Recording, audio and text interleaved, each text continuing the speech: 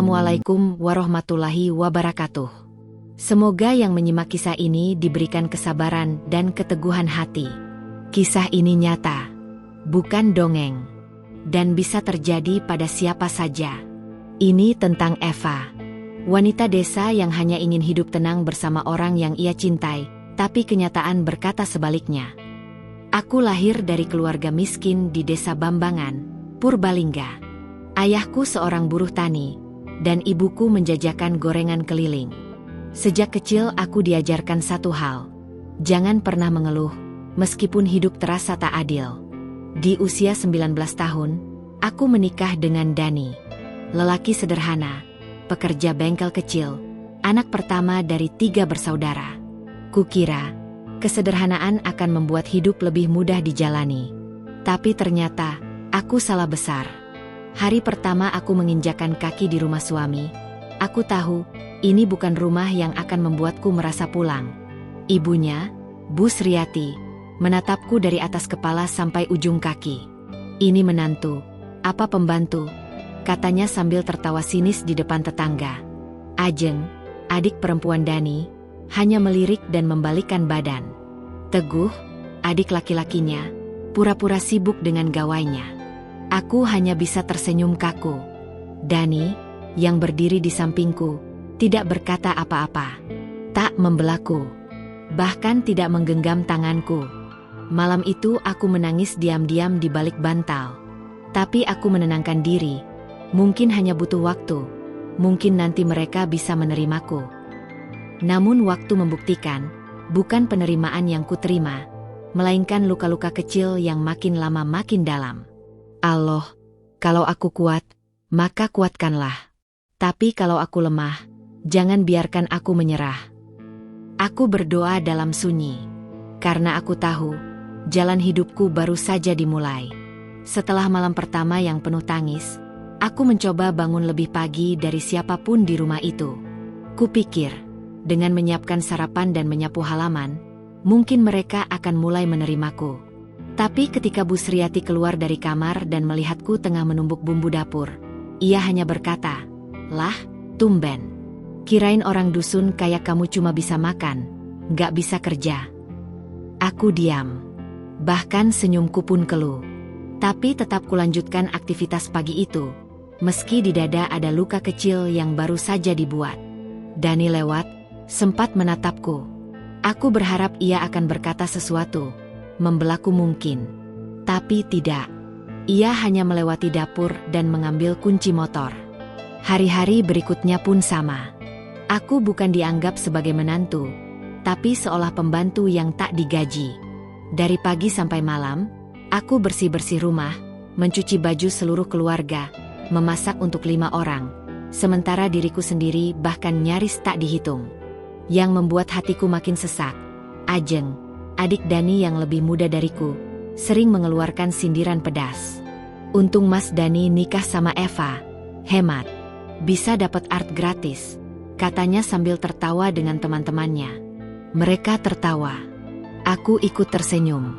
Tapi hatiku merintih. Ibuku, saat menelpon, pernah berkata, "Sabar, Vea, namanya hidup berumah tangga, memang begitu. Gak semua mertua seperti ibu kandung." Tapi sabar itu makin hari makin berat, terutama saat Dani pun tak pernah benar-benar berpihak padaku. Baginya, apapun yang dikatakan ibunya adalah benar. Apapun yang aku keluhkan, dianggap lebay. "Ah, kamu baperan. Biasa aja. Itu ibu memang suka ngomong gitu. Jangan dimasukin ke hati." Lama-lama, aku merasa hidupku tak berbeda dengan boneka rumah tangga. Hidup hanya untuk melayani, tanpa dihargai. Tak pernah disentuh kasih sayang. Dani jarang sekali bertanya apakah aku lelah, atau butuh bantuan. Ia hanya pulang kerja, makan, tidur, lalu pergi lagi esok hari. Ia lebih sering ngobrol dengan ibunya daripada denganku. Suatu hari, aku mengalami pendarahan ringan. Kandunganku baru berusia 2 bulan saat itu. Aku memberanikan diri minta izin tidak mencuci baju hari itu karena tubuhku begitu lemas. Tapi Bu Sriati malah memelototiku. Kalau semua perempuan hamil modelnya kayak kamu, negara bisa kiamat. Ibu dulu hamil 3 anak, nyuci, masak, nanem padi juga bisa. Aku tertunduk. Tak tahu harus berkata apa. Air mataku menetes diam-diam. Aku tahu, aku sedang mengandung harapan kecil. Tapi bahkan itu pun tak membuat mereka sedikit saja melunak. Aku terus bertahan. Karena aku takut. Tak punya siapa-siapa di kota kecil ini. Tak ada uang. Tak ada tempat untuk kembali. Namun malam demi malam, aku merasa mati pelan-pelan. Dani yang dulu sempat membuatku tertawa saat pendekatan, kini bahkan jarang menyapaku. Aku merasa sendirian, terpenjara dalam rumah yang katanya rumah tangga. Aku hanya punya satu sandaran, Allah. Setiap sujud, aku menangis. Allah, kalau memang aku harus melalui ini semua, kuatkan aku. Tapi jika memang aku berhak bahagia, tunjukkan jalannya. Dan perlahan, jawabannya akan datang. Bukan dari suamiku, bukan dari mertuaku, tapi dari tanganku sendiri. Kelahiran anak pertamaku seharusnya menjadi momen paling membahagiakan dalam hidup. Aku memberinya nama Alia, yang berarti langit. Karena aku ingin hidupnya kelak menjulang tinggi, lebih dari ibunya yang hanya dipandang rendah oleh mertuanya sendiri. Namun ternyata, kelahiran Alia justru membuat luka yang kupendam semakin dalam. Saat aku pulang dari bidan desa, tubuhku masih lemah, bekas jahitan masih perih. Tapi Bu Sriati tetap memaksaku mencuci popok sendiri, bahkan menyapu rumah seperti biasa. Apa-apaan ini? Anak baru lahir aja dimanja? Mau anakmu kayak kamu, pemalas? Katanya sambil membanting ember cucian. Ajeng malah berkata lebih parah. Udah miskin, melahirkan anak. Mau numpang hidup sampai tua di sini. Dani? Ia hanya duduk di teras. Mengelus rambut Alia sejenak. Lalu pergi main gaple bersama teman-temannya. Aku menangis. Tapi aku belajar menangis tanpa suara. Karena di rumah ini, tangis hanya dianggap lemah. Hari demi hari, aku merawat Alia sambil menahan nyeri dan luka. Aku bangun paling pagi, tidur paling malam. Tidak ada masa nifas yang tenang. Tidak ada waktu istirahat. Tapi justru saat itulah hatiku berubah. Aku harus berubah. Kalau aku tetap seperti ini, Alia akan tumbuh dalam rumah yang penuh hinaan, bukan kasih sayang. Aku tidak ingin anakku melihat ibunya dianggap pembantu. Aku ingin suatu hari, aku bisa berkata, "Nak, kita pernah diremehkan, tapi kita bisa berdiri sendiri." Akhirnya, saat Alia berumur 4 bulan, aku mulai mencari celah untuk berdiri. Diam-diam aku belajar membuat sayur lodeh yang enak, tahu bacem, dan gorengan dari resep ibu di kampung. Setiap subuh, sambil menyusui Alia, aku menyiapkan dagangan.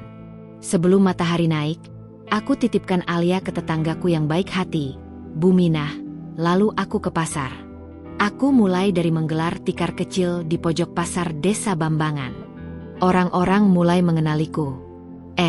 Sayur lodehnya Eva enak loh, bumbunya pas. Gorenganmu renyah, Mbak. Besok jualan lagi ya. Sedikit demi sedikit, aku mulai mengumpulkan uang. 20.000, 50.000, hingga ratusan ribu. Semua kutabung. Setiap lembar uang yang masuk, seperti lembaran harga diriku yang perlahan kembali. Tapi saat mertuaku tahu aku mulai jualan, mereka justru mencibir. Kurang ajar, masih numpang di rumah tapi sibuk dagang. Ibu rumah tangga kok jualan di pasar. Malu-maluin keluarga. Dani pun ikut menuduh. Kamu dagang-dagang itu karena gak puas sama nafkah dari aku ya? Gak tahu diri. Aku hanya terdiam. Aku tidak melawan. Tapi kali ini, diamku bukan karena takut. Diamku adalah bentuk perlawanan paling lembut, paling tenang, tapi paling dalam. Karena aku tahu, setiap keping uang yang kutabung adalah tiket kebebasanku. Tiket untuk meninggalkan rumah ini. Dan aku mulai berani berdoa lebih lantang dalam hati. Allah, aku tidak minta mereka berubah. Aku hanya minta, izinkan aku menjauh. Dengan cara yang baik, dengan cara yang kau ridho. Karena aku tahu, badai ini belum selesai. Justru akan semakin besar. Waktu berjalan, dan jualanku semakin ramai. Aku mulai punya pelanggan tetap. Mereka bilang aku ramah, jualanku bersih, dan harganya bersahabat. Sebagian bahkan tak tahu kalau aku masih tinggal di rumah yang tak benar-benar menerimaku. Satu hari, aku pulang membawa sekarung sayur dari pasar. Belum sempat menaruh barang, Bu Sriati sudah menatap sinis dari pintu. "Heh, kamu bawa apa itu? Udah kayak bakul keliling aja. Rumah ini bukan warung, tahu." Aku tetap diam. Kutaruh karung di dapur, langsung ganti pakaian dan menyusui Alia yang sejak tadi menangis. Beberapa jam kemudian, Dani pulang kerja. Kali ini nadanya keras. "Aku capek, Vea. Kamu makin hari makin gak hormat sama ibu. Aku suami kamu, tapi kamu malah sibuk dagang. Mau jadi istri macam apa kamu ini?" Aku menunduk. "Aku dagang bukan buat gaya-gayaan, Mas. Tapi buat nyiapin masa depan Alia. Buat bantu kamu juga." Tapi Dani tidak mendengar itu. Yang dia lihat hanya satu. Aku dianggap membangkang. Malam itu kami bertengkar. Dani menamparku. Pertama kalinya sejak kami menikah. Alia menangis keras. Tubuhku gemetar. Tapi entah kenapa, di dalam diriku sudah tak ada lagi ketakutan. Yang ada hanya satu, tekad. Aku tidak tidur malam itu. Kutulis semua isi hatiku di selembar kertas. Surat untuk diriku sendiri. "Eva, kamu mungkin bukan istri sempurna. Tapi kamu tidak salah karena ingin berdiri sendiri. Kamu tidak salah karena ingin anakmu bahagia. Kamu tidak salah karena ingin bebas dari rumah yang membunuhmu perlahan-lahan. Bersabarlah sedikit lagi. Tabunganmu sudah cukup. Segera, kamu bisa keluar dari sini. Bukan dengan marah, tapi dengan bermartabat." Seminggu kemudian, aku menyewa satu petak rumah kecil dekat pasar. Tua dan sempit, tapi cukup untukku dan Alia. Dengan uang tabungan hasil jualan, aku beli peralatan dapur, kasur, dan beberapa pakaian baru untuk Alia. Aku belum berani keluar dari rumah mertua. Tapi rumah kecil itu kini jadi pelita, tempat aku titipkan harapan. Dan akhirnya, hari itu datang. Dani marah besar karena aku tak pulang malam-malam. Padahal aku masih sibuk melayani pembeli di pasar yang sedang ramai. Saat aku sampai rumah pukul 9 malam, dia berdiri di teras sambil marah. "Kamu pikir rumah ini tempat keluar masuk semaumu?" Bu Sriati menyusul. "Gak tahu malu. Udah dikasih tempat tinggal, malah sibuk cari uang sendiri. Kamu itu perempuan, bukan kepala rumah tangga." Kali ini aku tidak diam. Aku menatap mereka. Mataku tak berkaca-kaca lagi. Suaraku tenang, tapi tegas. "Saya minta izin. Mulai besok, saya akan pindah. Saya dan Alia akan tinggal di rumah kontrakan. Saya akan kirim surat cerai. Saya sudah tidak bisa lanjut dengan cara begini." Suasana rumah mendadak senyap. Dani terdiam. Bu Sriati ternganga. Aku peluk Alia malam itu, dengan dada penuh haru. Akhirnya, aku memilih jalan yang banyak perempuan takutkan. Berpisah.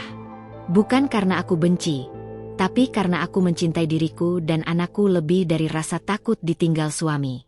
Dan hari berikutnya, dengan 2 tas dan seorang bayi di gendongan, aku melangkah keluar rumah yang selama ini hanya memberiku luka. Tak ada yang menahan. Dan aku tahu, disitulah awal dari kebebasanku. Hari pertama di rumah kontrakan, aku duduk di lantai yang masih berdebu. Tak ada kursi, tak ada lemari, hanya satu kasur tipis dan kardus bekas tempat pakaian. Alia ku gendong, ku tatap wajahnya yang masih polos. "Maafin mama ya, nak. Kita mulai dari nol. Tapi ini rumah kita. Tempat kita tertawa, menangis, dan tumbuh bersama. Gak ada yang membentak kita di sini." Setiap subuh, aku bangun untuk menyiapkan dagangan. Masak lodeh, tumis kangkung, tempe goreng, dan tahu bacem jadi menu andalan. Aku dorong gerobak sewaan dari rumah ke pasar. Setiap langkah berat, tapi penuh harap. Sambil melayani pembeli, Alia kuletakkan di ayunan kecil dari kain sarung yang kuikat ke tiang bambu. Tak ada hari libur. Tak ada siapapun yang bantu. Tapi tak juga ada hinaan, cemoohan, atau tangan yang menyakitiku. Dari hasil jualan yang makin stabil, aku mulai menabung kembali. 1 tahun berlalu. Gerobakku sudah bukan lagi sewaan. Aku bisa beli sendiri. Bahkan aku bisa bayar sewa rumah kontrakan untuk setahun penuh di muka. Pelanggan mulai minta aku buka warung tetap, karena sering kehabisan dagangan. Dan akhirnya, pada awal tahun ketiga, aku berhasil membuka warung kecil di pinggir jalan utama Desa Bambangan. Warung Alia Ibu Sayur, nama yang kuberi untuk mengenang titik awal kebangkitanku. Warungku selalu ramai. Bukan cuma karena rasa masakan, tapi karena aku selalu ramah pada setiap pembeli, tak peduli siapa dia. Disinilah aku merasa hidup. Di warung kecil ini, aku bukan hanya menantu yang tidak tahu diri, seperti dulu.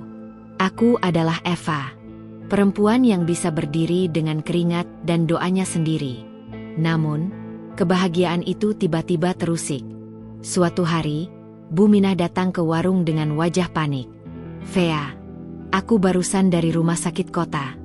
Dani dirawat. Kakinya patah, habis kecelakaan. Katanya motornya ditabrak truk pas pulang kerja malam-malam." Aku diam. Jantungku berdetak cepat. Terus, siapa yang nungguin? Gak ada. Ibunya juga lagi sakit. Ajeng? Gak tahu kemana. Mereka minta kamu datang. Kenapa saya? Tanyaku pelan. Karena katanya cuma kamu yang bisa diandalkan. Aku terdiam. 3 tahun mereka tak pernah mencariku. 3 tahun aku berjuang sendirian. Dan sekarang, saat mereka jatuh, mereka mengingatku. Malam itu aku sholat tahajud. Kupanjatkan doa panjang sambil menangis.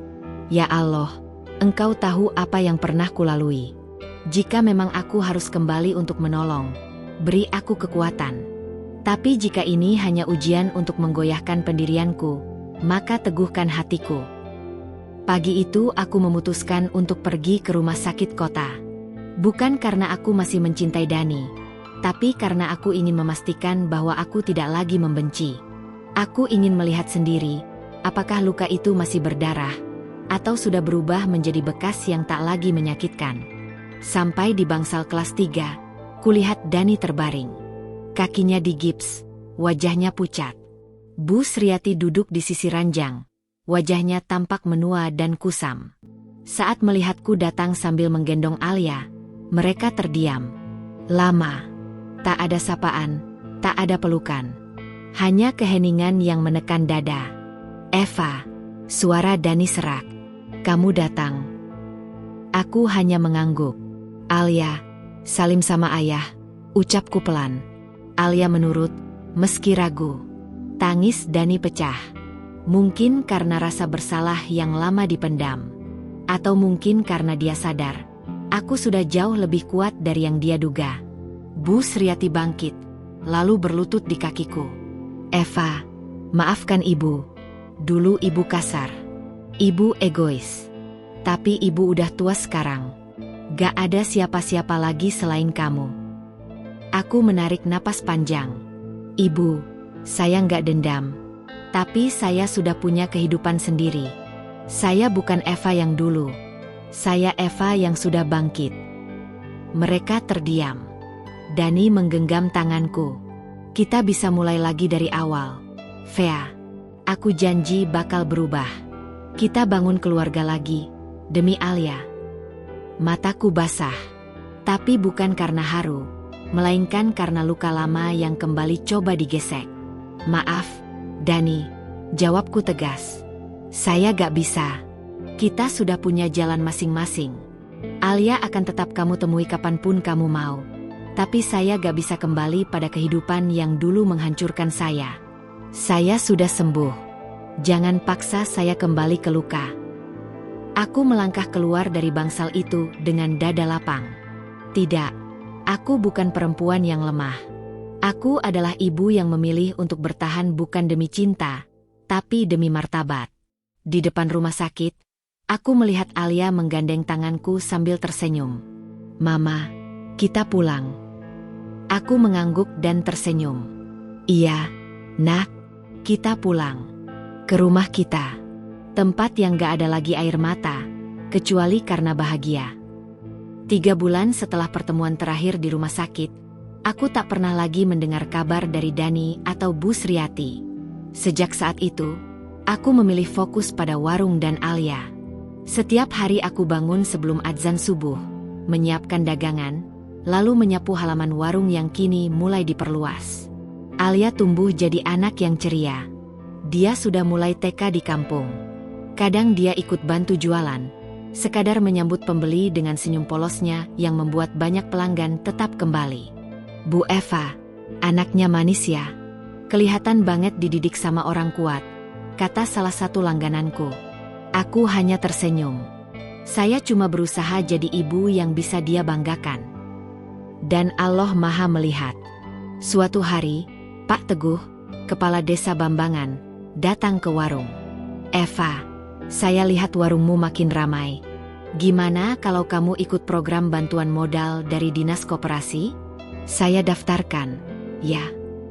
Aku sempat ragu. "Beneran, Pak? Saya nggak punya jaminan apa-apa." "Enggak perlu. Program ini buat ibu-ibu mandiri seperti kamu. Yang penting semangat dan jujur." Beberapa bulan kemudian, aku mendapat suntikan modal. Aku gunakan untuk memperluas warung jadi semacam kedai makan. Bukan cuma jual sayur mentah, tapi juga lauk matang dan gorengan. Bahkan beberapa petani sekitar mulai menitipkan hasil panen untuk kujual. Aku membentuk komunitas kecil, ibu-ibu janda dan buruh tani yang butuh tambahan penghasilan. Kami bukan hanya berdagang, kami saling menyemangati, saling menjaga anak, saling mendoakan. Dan suatu hari, tak kusangka, aku diundang jadi narasumber di acara pemberdayaan perempuan tingkat kabupaten. "Bu Eva, tolong ceritakan bagaimana ibu bisa bangkit dari keterpurukan." Tanganku gemetar memegang mikrofon. Tapi saat kutatap wajah-wajah perempuan di depanku, beberapa tampak memar, beberapa matanya sayu, aku tahu ini bukan tentangku. Dulu saya dikatain menantu tak tahu diri. Tapi sekarang saya punya warung, anak yang sehat, dan hidup yang tenang. Semua bukan karena saya hebat, tapi karena saya percaya. Allah tidak pernah tidur saat kita menangis diam-diam dalam sujud. Tepuk tangan bergemuruh. Tapi yang paling membuatku terisak adalah ketika salah satu perempuan berdiri dan berkata, "Bu Eva, saya juga punya mertua yang kejam. Saya kira saya harus terus bertahan demi suami. Tapi hari ini saya sadar, saya juga berhak bahagia." Setelah acara itu, aku pulang ke warung dengan hati penuh syukur. Alia menyambutku di depan pintu. "Mama dapat piala ya?" katanya sambil menunjuk bingkisan dari panitia. Aku tertawa kecil. "Iya, nak, tapi piala mama yang sesungguhnya, ya kamu." Malam itu aku duduk di musola kecil yang aku bangun di samping warung. Sendirian. Aku bersujud lama.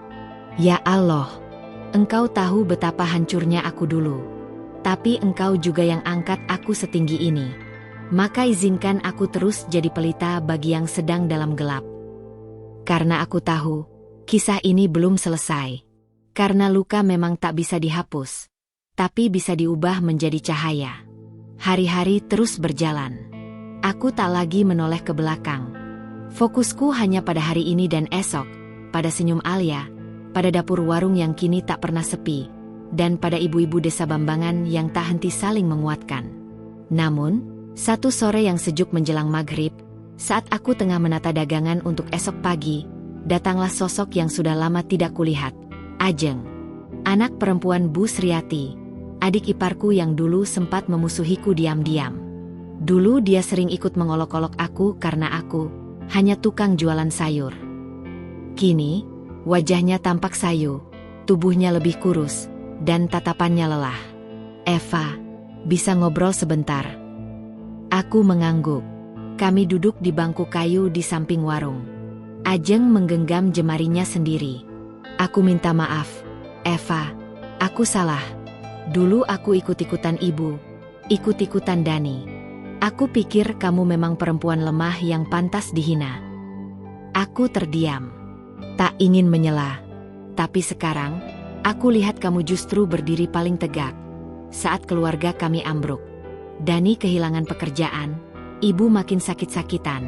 Aku pun cerai dari suamiku yang tukang main perempuan. Semua runtuh. Tapi kamu malah jadi orang yang berdiri paling terang di desa ini. Aku hanya tersenyum kecil. Aku nggak minta kalian menyesal. Cukup tahu bahwa Allah gak pernah sia-siakan air mata orang yang disakiti. Ajeng menunduk dalam-dalam. Eva, Dani masih sering menyebut nama kamu. Dia nulis surat tiap minggu tapi takut ngirim. Dia benar-benar menyesal. Aku menatap senja yang perlahan menghilang di balik bukit. Aku sudah maafkan Dani sejak lama. Tapi bukan berarti aku harus kembali padanya. Karena cinta, kalau dipaksakan, bisa jadi luka yang sama. Dan aku sudah sembuh. Ajeng menangis. Lalu, dengan suara lirih, ia berkata, "Kalau kamu bisa, temuilah ibu sekali lagi." Dia makin lemah. Tak henti nyebut nama kamu di atas sajadah. Sore itu aku bimbang. Tapi malamnya, aku salat istikharah. Kutanyakan pada Allah, apakah aku harus membuka pintu maaf dengan pertemuan, atau cukup menyimpannya dalam diam? Dan jawaban itu datang, melalui Alia. "Mama, tadi aku mimpi nenek minta peluk. Aku boleh peluk nenek, Ma?" Hatiku mencelos. Aku tahu, ini bukan tentang mereka lagi, tapi tentang aku yang ingin menyudahi semua luka, dengan cara yang terhormat. 3 hari kemudian, aku datang ke rumah lama yang dulu penuh hinaan itu.